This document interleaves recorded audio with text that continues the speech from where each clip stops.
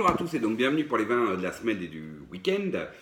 Alors avec cette semaine un premier vin qui est une découverte et ma foi fort intéressante qui est ce Côte de Duras qui s'appelle B de Bertico 2018 acheté en foire au vin chez Monoprix à 5 euros.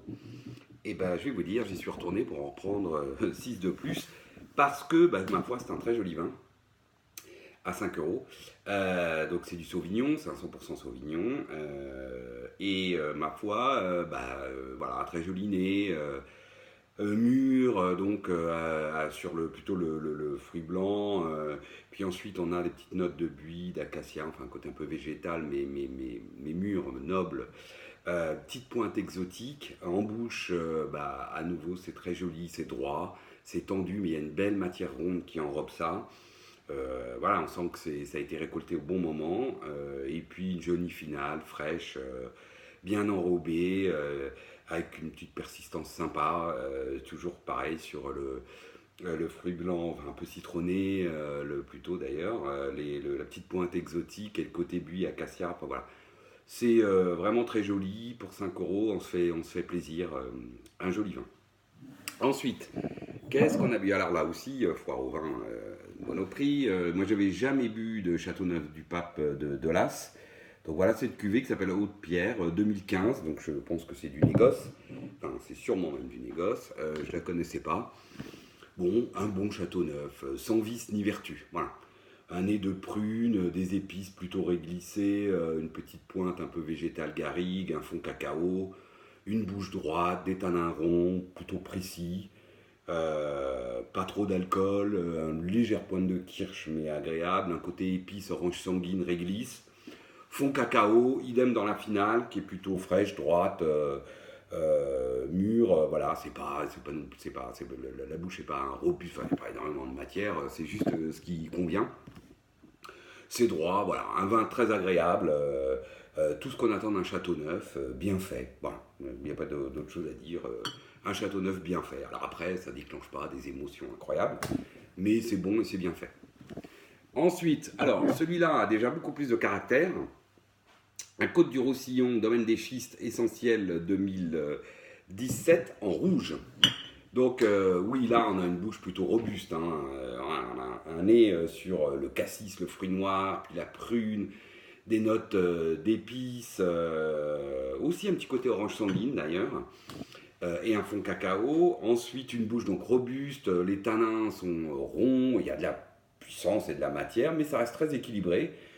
Une finale, voilà, qui on voit quand même un peu, hein, on est en Côte du Roussillon, mais ça reste précis à nouveau, avec une jolie fraîcheur, et puis une persistance intéressante, fruits noirs, cassis, le côté un peu prune, les notes épices plutôt orange sanguine et réglisse, et puis ce fond légèrement cacao, noyau cacao. Voilà, c'est bien fait, pour le coup, ça a du caractère. Voilà. Et c'est très bon. Donc, super domaine des schistes, comme d'habitude. Et puis, pour finir, un très joli vin. Enfin, non, d'ailleurs, deux, parce qu'il y en a un où j'ai la bouteille et l'autre où je ne l'ai pas. Mais... Donc, ce très joli Saint-Émilion, château Canon-la-Gaffelière 88. Très joli vin, qui a très bien vieilli. 88, c'est un millésime un peu droit, frais, voilà, c'est ce qu'on retrouve dans Saint-Émilion, qui a bien évolué. Un joli nez, cassis, puis ensuite les notes plutôt, on va dire, boîte à cigares, cuir, belle note de cuir, sur un fond entre sous-bois, champignons nobles, et puis petit côté tabac fumé. Jolie bouche, droite, charpentée évidemment, tanin soyeux, pas une énorme concentration, pas un énorme moelleux, voilà, c'est ce qu'on pourra lui reprocher, on va dire, mais une jolie complexité. Cassis, un petit côté acidulé, les notes donc d'épices type boîte à cigares, puis ensuite ce côté cuir, vieux cuir là qui est très agréable, très classe, très élégant, sur ce fond champignon noble, fumé tabac, très très beau, belle finale, droite, avec un petit côté acidulé assez friand, et puis une belle persistance, toujours sur ces jolies notes, cassis, boîte à cigares, fumée, tabac, etc.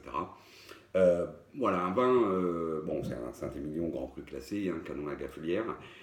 Et là, le bois a complètement disparu et c'est un vin à maturité, il faut le boire maintenant, il est parfait.